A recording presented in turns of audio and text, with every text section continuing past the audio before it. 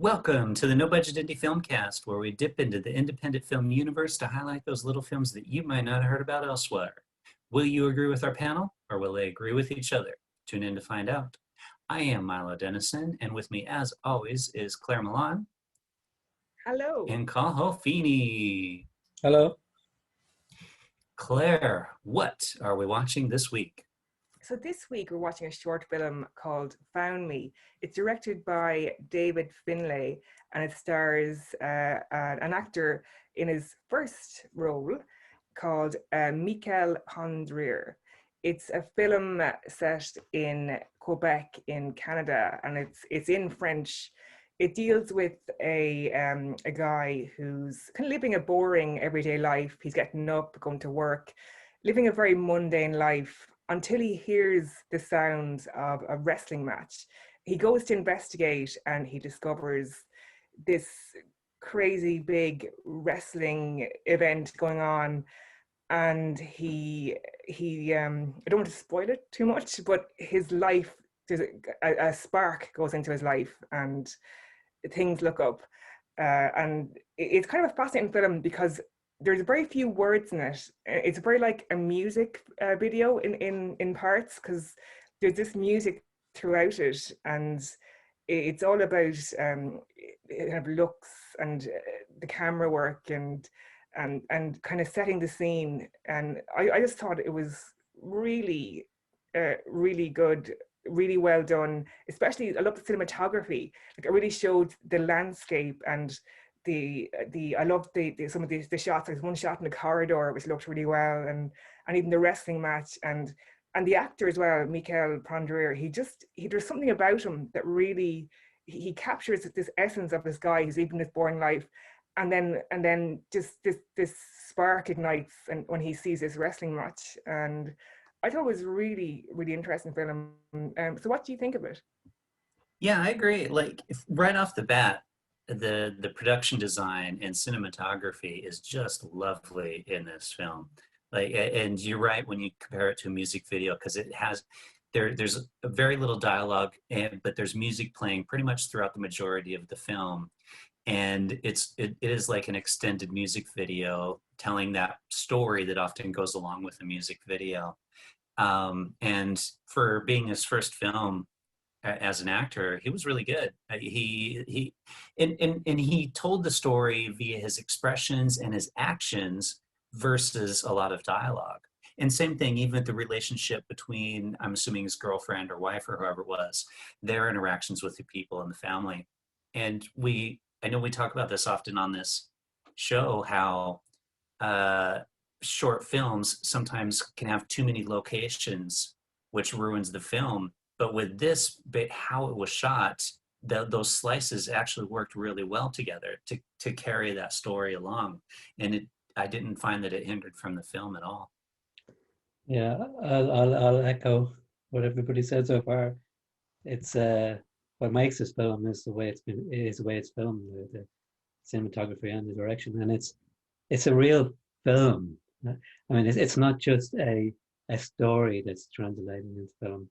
Like it's actually the way it's made brings it to life. Like if you think about it, there's not much of a story there. Like there's no, I mean, the script you could write it down in 3 or 4 lines. Like it's really an idea more than a story, and it is like an extended music video, and like the scenes in the wrestling club, you know, they're so well done, and you really brings you into the room. You know, you really get the atmosphere of it, and yeah, and it's, you know, and it's an unusual film in a lot of ways. And sometimes you're watching a film like that and you're thinking, you know, where did this come from? Like it seems like off the wall, really. Like this guy who has this normal everyday existence, and he finds emotional fulfillment through, you know, this wrestling, and like a lot of these things, it actually comes from real life. Yeah. The guy who directed it, he discovered that these things actually existed. Sorry, my Windows Explorer popped up on me there. So yeah, like it is you know, really very entertaining. It's very interesting. He found this club, David Findlay, in real life in Quebec, and he didn't know it existed, and it opened his mind. And one thing you notice about it, there's a very groundedness in the storytelling. Like there's something earthy about it. You know, you can tell he's been here. Like it's not just made up in his head. Oh, there's this, you know, fantasy wrestling thing. There's something so real about it, and it's an example of really simple storytelling. Because if you read the script for this, you think, oh, you know, what's this about? Sure, there's nothing to it. But it's again, it's the acting, the cinematography, the music, and the editing and everything, even the colors in it. You can see they did color correction in it. It just works so well. And I think this actor, he's a friend of the director, Michael Prondeur. I really hope he has a career in acting, because he's apparently he's not a professional actor, but he just has something. If you look at him and just see, you see so many internal struggles going on, and it's a really refreshing film to watch. Mm-hmm. Yeah, he has a unique look to him, which is nice. And sometimes the best actors are not trained actors, because they're not trying to be actors. They're just kind of reacting and being themselves. Yeah. So I'm curious how long, did anything you read say how long this took them to film? Because with all those locations, I'm curious how long it took them to make it. I didn't come across that. Yeah, because it would have taken a while, actually. Yeah. You know, and there's serious camera. I think there's a camera work in this is like, it looks like a really serious camera, you know. Yeah. Just to get those shots, and even the coldness. It was, as it says, minus 17 Celsius. Mm-hmm. So though the coldness, you can feel it when you see it, and the ice. And well, that would have been outside. Well, I mean, that would have been outside. I mean, I'm pretty sure they have heated rooms, you know. Yeah.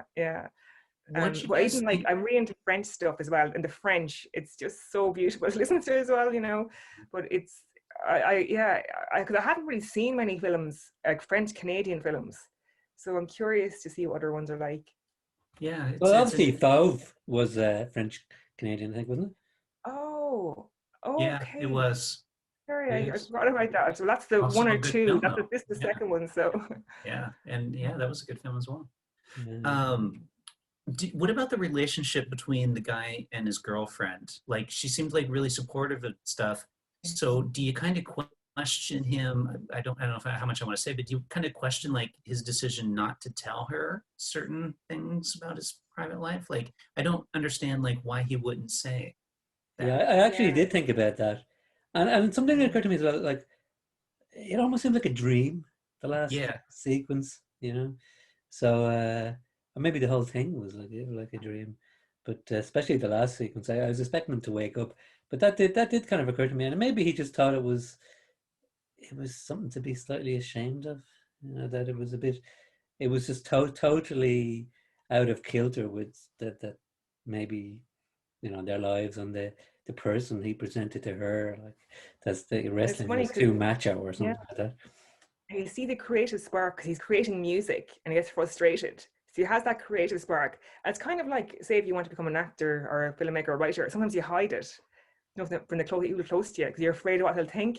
Yeah. I think it could be that he probably hid it because he's like, oh God, what do my family think? What my girlfriend think if I like wrestling? Or, you know, it could have been that he's trying to get at. It's true.